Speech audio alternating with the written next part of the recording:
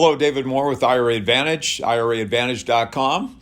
And just want to check in with you and talk briefly today about tangible assets as inflationary hedges. Also, I want to point out that if there's changes, we're trying to hire people right now, and it's just like everybody else. We can't get anyone in here to work. Can't get people to come in actually for the interviews, even, it seems like. But it's a crazy world, and a lot of people have been displaced, changed jobs, or just walked away and taken a leave. And I would say if you're looking at doing a self-directed retirement account, you can only do this if you're talking about moving a corporate plan forward.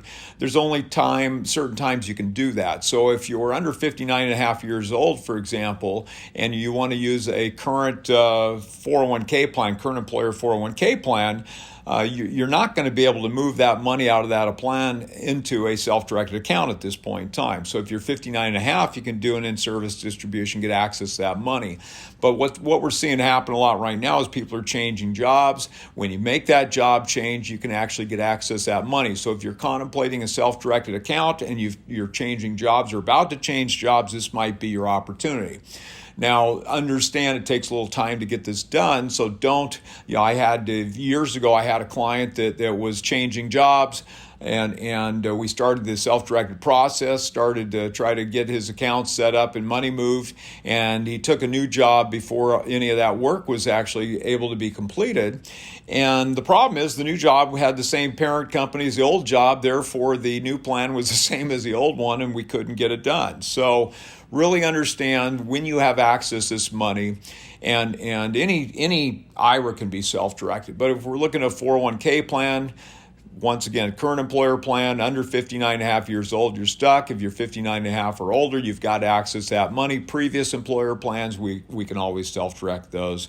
So you might have an opportunity now or maybe in the near future where you're changing jobs, and if so, that's the time to move that money into a self-directed account. And I guess one other thing I'd like to say with respect to our self-directed retirement accounts, it's not all or nothing. All right, you don't move it all. You don't have to move it all in the self-directed account. So I'm going to tell you, keep your Wall Street investments with your Wall Street advisors. Only move the money you want to use in the self-directed capacity. And one of the big reasons for that is, well, number one, I want you to keep your money with the people that take care of you as far as those investments. We don't sell investments. We don't give investment advice. We just provide the investment vehicle to get you where you want. So we want you to work with those financial advisors you've been working with, and only move what you want to use for, notes, loans, crypto, gold, real estate, whatever that might be, whatever you want to do. Only move the money you want to use in that capacity. Now, the natural reaction is as money pools up in the self-directed accounts, you want to do something with it. In today's world, banks don't pay you anything. So you're always looking maybe as the money pools up to get it back into Wall Street or do something else with it. And the reason I initially said you don't want to, if it's an IRA, do all or nothing, because with IRAs, one of the big issues with a checkbook IRA is you've got total control of that account.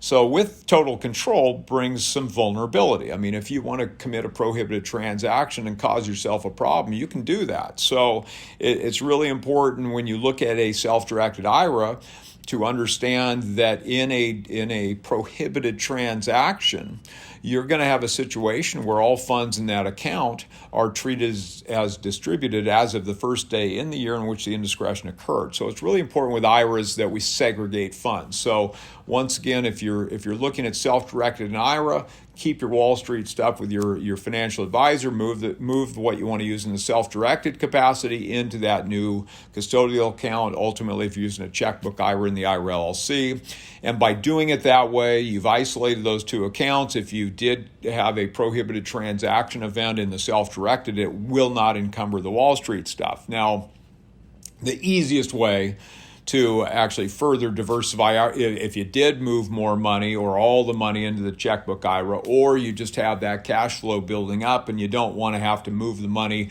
back through the custodian, back to the original custodian, the easiest way is always going to be just to open a trading account in the checkbook IRA LLC's name and federal tax ID number. And that works well. But the problem with that is that LLC account with your financial advisor is going to be encumbered by everything else you've got going on. So it seems like in life, the easiest way is never the best way, and this is yet another example of that. Now, with a solo 401k plan, that's not necessary. Solo 401k plans, we're going to move everything into that new plan. You're just going to reopen your Wall Street account with your financial advisor, and you'll be set to go, and you don't have to worry about encumbering that money with the truly self-directed side if you're buying notes or buying real estate, whatever it might be. You're not going to have that issue with conversion of the entire account, because 401k plans, only the money involved with the indiscretion is treated as a distribution. Totally different thing, apples and oranges. You can go ahead and ask me why it's that way, and I'm going to say what I always say. Some senator had a 401k plan. So don't expect the reason in the answer to that. There isn't really any logic to it, but it's just the way the rules are, and the rules have been that way. So I hope this has helped. David Moore, IRA Advantage, IRAadvantage.com, and I look forward to talking with you soon. If you've got further questions on this topic or any other topic, IRA or 1031, please don't hesitate to reach out. We're always looking for ideas for content. David Moore, IRAadvantage.com. Thank you very much. Take care. Bye-bye.